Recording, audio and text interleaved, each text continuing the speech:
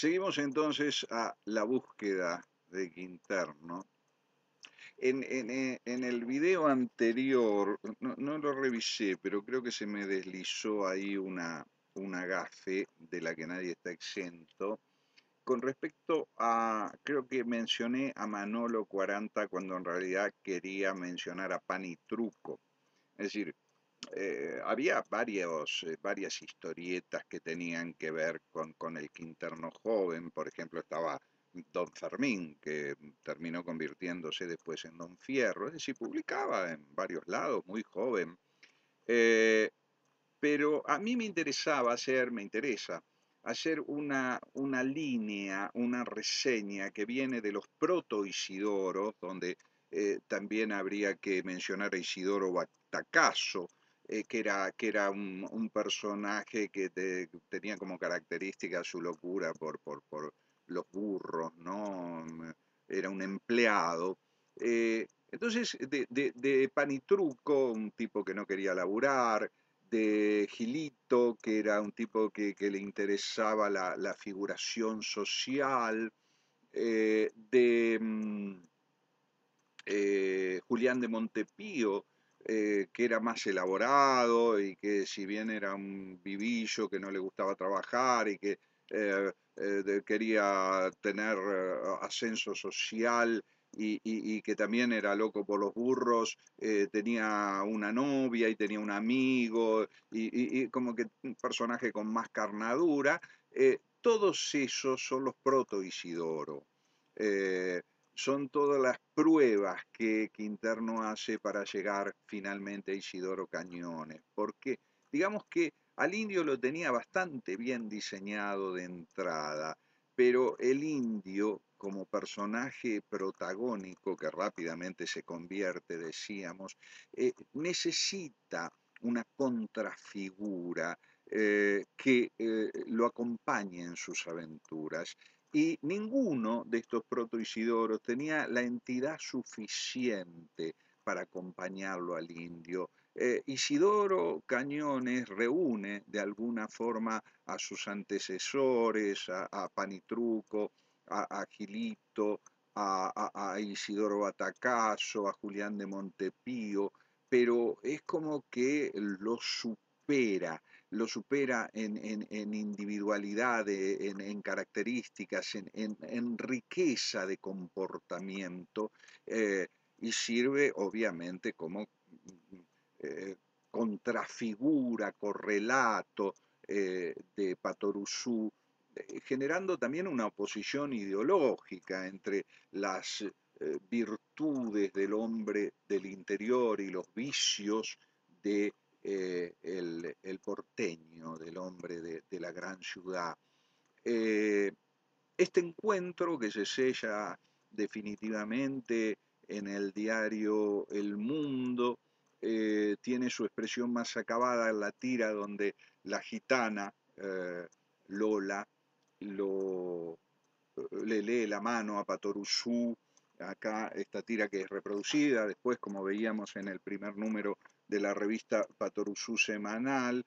Ustedes verán ahí que hay entre tira y tira unos versitos. Esos versitos no eran originarios del diario El Mundo, son agregados en la revista Patoruzú, funcionan como una especie de comentario cómico, divertido de la acción, y de alguna manera creo que son un resabio de la historieta ilustrada, los orígenes de la historieta, donde había un texto abajo, una didascalia que narraba la acción y una ilustración arriba de esa acción sin cuadros de diálogo, sin secuencia de acción.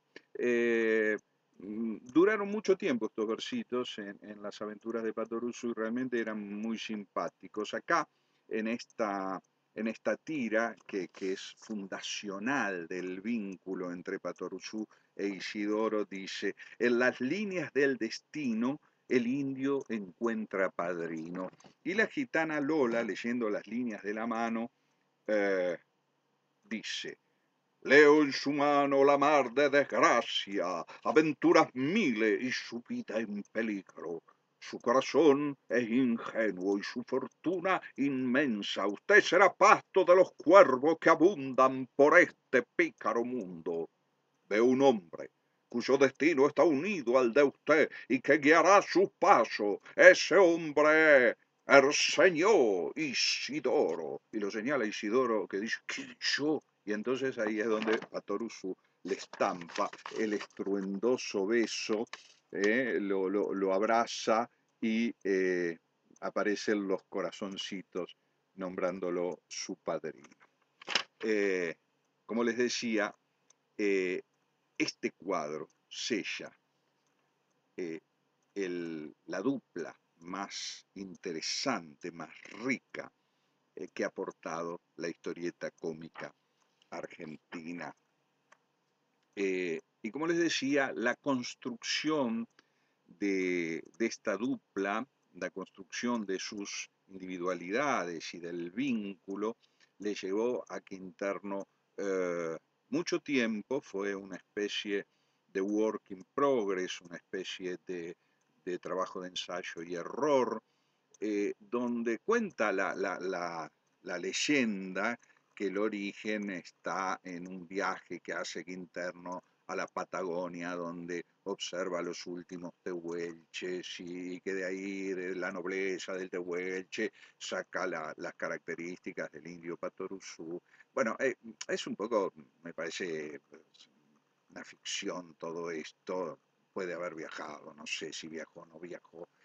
La cuestión está en que hay un dato que encontré que me pareció maravilloso rastreando en función de una novela que yo escribo, que es la novela del indio, Las andanzas del Kobe, donde encuentro el relato de el cartógrafo de Magallanes, ¿no? De Antonio Pigafetta, cartógrafo y cronista de la expedición de Fernando de Magallanes, que en 1520 escribe: cierta mañana aparece sobre una colina una figura extraña, un hombre que en un comienzo no reconocemos como semejante, pues la primera impresión es una mezcla de terror y sorpresa, que nos hace ver a ese ser 2 veces mayor que un hombre común. Es tan grande este hombre que nosotros le llegábamos a la cintura.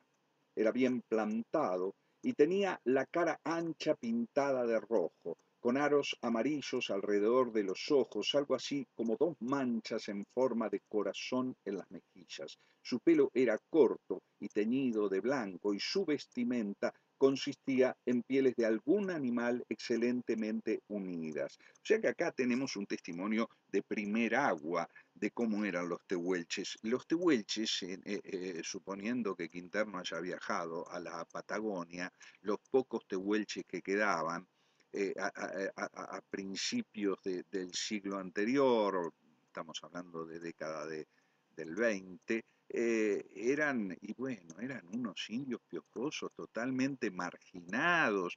Hubo una famosa visita de un cacique tehuelche a Buenos Aires, a Irigoyen, que era exhibido un poco como fenómeno de circo, pobre, tal había sido el grado de exterminio y de marginación que se había ejercido sobre esta raza. O sea que difícilmente Quinterno podía haber visto algún rasgo inspirador de Patoruzú, de haber viajado a la Patagonia en esa época.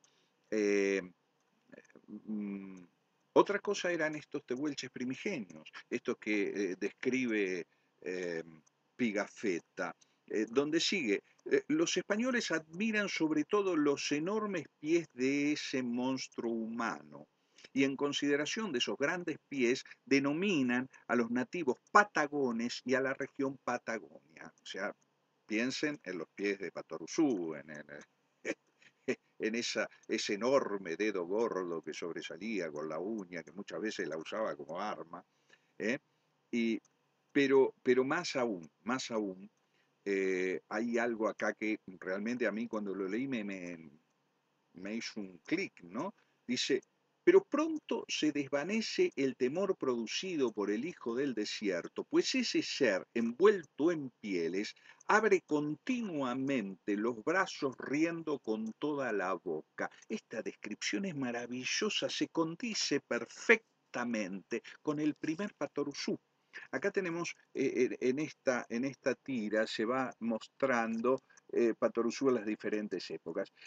Acá vamos a encontrar acá al primer Patoruzú, y acá lo ven en estas dos expresiones, una riendo a mandíbula batiente y en la otra abriendo los brazos mientras salta y se ríe, tal cual lo describe Pigafetta. Yo creo realmente que Quinterno, para elaborar a Patoruzú, abreva en Pigafetta y que para construir a Isidoro arranca del prototipo común, del porteño, del vivillo, que abundaba en la comicidad de la época y genera con él en un work in progress un tipo realmente rico en matices y que al juntar a estos dos personajes